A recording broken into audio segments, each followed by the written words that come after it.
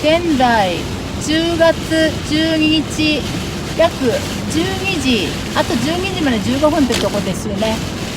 今は渋川から水上の方に向かっている関越に乗ってます。かなり雨がひどくなってきました。規制は50キロです。皆さん50キロってことはないですけれども、結構ゆっくり走ってまして、もう周りは雨で白く煙ってる感じですね。